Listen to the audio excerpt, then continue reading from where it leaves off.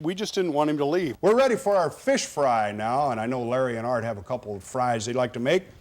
Pros and Cons' final segment gave the host the opportunity to get up on their soapbox and pontificate, often leading to the show's greatest moments. Well, that was a great segment of the show because not only were we able to get sponsors involved, but it was completely not scripted.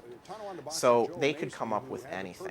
I mean, we could be in the middle of hockey season and they might talk about a golf person who, like, did something to somebody at a bar. You know, it was off the cuff, completely. You didn't know what they were going to come up with. And I didn't know what they were going to come up with before the show, even as the producer. With the advent of Fan TV, Pros and Cons came to an end after a 4-year run on the network.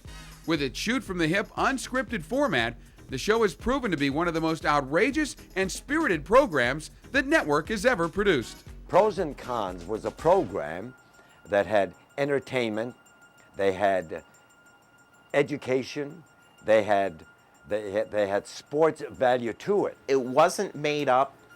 That was one thing about the show that, you know, it wasn't, I'm going to disagree with you just to disagree with you. It was completely honest. It wasn't scripted so much as far as what they had to talk about. They could bring up a subject if they want to. And, you know, some people agreed with it, some people disagreed with it. If nothing else, it was never boring when it was time to do that show. Pros and Cons is probably one of the shows, maybe the only show, that I've thought about bringing back and redoing and just kind of retooling and a different cast, because it was really a show that was unique for what we were doing at the time.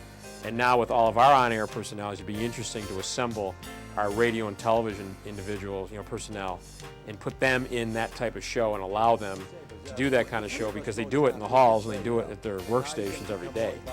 So maybe somewhere down the line, who knows, maybe we'll see Pros and Cons rise from the ashes. Until we meet again. Until we meet again, that's right. As we sail off into the sunset here on Pros and Cons. It's been great. I'm Ed Kilgore, and again, until we meet again. So long, everybody. One day